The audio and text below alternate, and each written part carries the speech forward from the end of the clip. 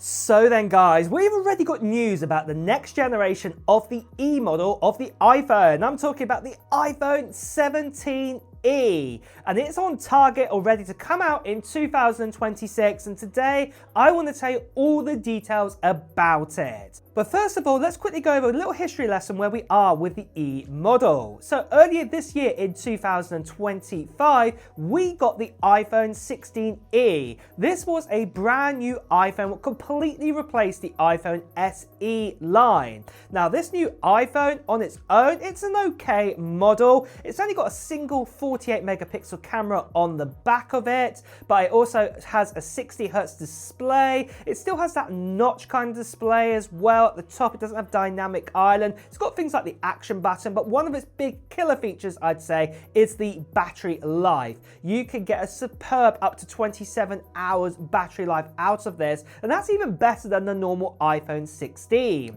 I think probably the main drawback of this phone is definitely its price. Its price starts at $599 what is very expensive for what it is, considering you can just spend $100 more and got a normal iPhone 16 with a lot more features inside of it. However, since that time has come out, since that iPhone's come available, well, you know, you can actually pick it up for far less than that. And I've even seen it going for less than $499. And sometimes this is a refurb model, but the point is that you can actually get it for a lower price. But the next question you're going to be asking is, what about the next generation of the iPhone 17e? Is it going to be coming out in 2026? And are we going to get a yearly update to this phone? Well, it does actually look like it's quite likely this is what Apple are going to do going forwards. So we've actually been hearing that the next generation of the iPhone 16e is actually going to be coming out next year. We actually had two different leaks in here.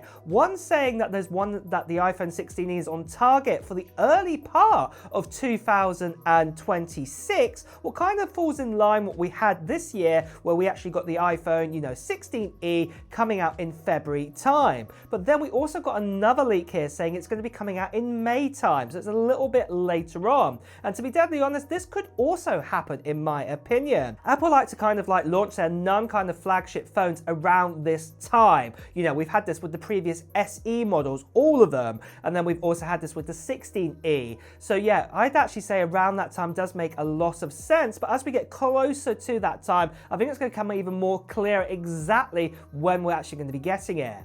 And in fact, we've also had this leak in right here telling us, you know, from Mark Gurman, what kind of products are planned for early 2026. And you can even see that the iPhone 17e is also planned for that time too. But moving on from this then, you're probably wanting to know about the price as well. What's going to happen there? Well, I'm going to say more than likely it's going to stay exactly the same price at $599 on launch. But like I said near the beginning of this video with the iPhone 16e, the price has already come down, you know, only about 4 months, 5 months later since its actual launch. And I think the exact same thing will happen with the iPhone 17e. You'll be able to pick it up for, you know, $100 or $200 off the price what you got it for at launch time. So if you just wait out a little bit, you can actually get this a little bit cheaper. It actually makes it much more of a budget kind of friendlier kind of pricing with the phone. But obviously, like I said, tariffs and things could interfere with this pricing structure. We'll just have to wait and see as we get closer to the date. But at the moment, target what the iPhone 16e pricing was, and that started out, like I said, at $599 for the baseline model. But just quickly guys, I want to tell you about the giveaway that's happening at the end of September for this right here. That's right, I'm giving away an iPad Pro to one lucky subscriber on this channel at the end of September, so it's not that far away from now. But this iPad Pro is a little bit special. It's no ordinary one. It is an M4, it's got an OLED display, and it's also got a 13-inch display and 1 terabyte of storage inside of it. So what that means is you've got 16 gigabytes of RAM, you've got the, what I like to call it, the full fat M4 inside of this. So this is the 10-core CPU, the 10-core GPU inside of this too, and plus it's also a cellular version of this 13-inch iPad Pro. Like I said, one lucky subscriber is going to get their hands on it very soon. But you probably want to know, how do I enter into this giveaway? Well, it's quite simple. There are 2 steps. The first step is what you can do right now. All you have to do is just put down into the comments below of what technology gear you're hoping to get in 2025. Maybe this is going to be a new iPad, maybe it's going to be a new iPhone, new MacBook, maybe it's got nothing to do with Apple whatsoever, so maybe it might be a Nintendo Switch 2 or something else. Well, just put it down into the comments below right now. Now, the other part of the giveaway is going to be happening at the end of September time, where I'll be making a video giving you even more details about the giveaway. And in that video, I'll be giving you a form to fill in, and I'll also be telling you when I'll be doing the live stream for this to give away this iPad Pro to that lucky subscriber. So you won't want to miss out on that video. So the best thing that you could do right now is make sure you subscribe to this channel and hit that notification bell too. Plus, also, you want to be a subscriber because obviously I'm giving this away to a subscriber.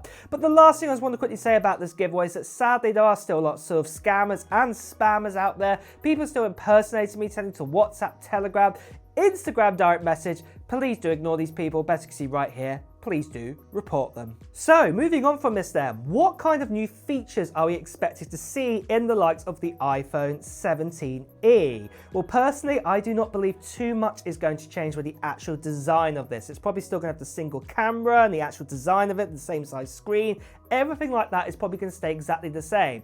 Do remember that the normal iPhone 17 is changing this year with a lot of its features. Remember, we heard the iPhone 17 normal is now going to get a Pro Motion display. It's no longer have a 60Hz display inside of it. And also, it's still got that dual camera. And also, that screen size is going up to 6.3 inches this time round. Whereas the iPhone 17e, it's probably going to stick with that 60Hz display inside of it, more than likely. 6.1 inch display, still so slightly smaller there. Like I said, the single camera, probably we're not even going to get dynamic island. You're still going to get the notch. But probably the big part where it will change is all to do inside of it. And this is to start with the actual, say, the battery life. The battery life could even be longer than what we got with the iPhone 16e. Remember, we got up to 27 hours? Well, I personally think it might be going up to, say, 28 hours or even up to 29 hours. Now, the main reason behind this is that Apple will probably introduce their next generation of their communication chip, or their C chip. Remember, we got the C1 chip in the iPhone 16e.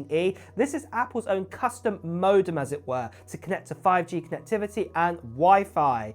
So with this one, their next generation is most likely going to be even more efficient. And potentially we're also going to get finally that upgrade to Wi-Fi 7 inside of it, because the C1 didn't have that. Now, obviously, some of you guys might be asking about, what about Wave and things like this? Well, I don't think that's going to be coming inside of the C2 either, because at the end of the day, this is the budget iPhone.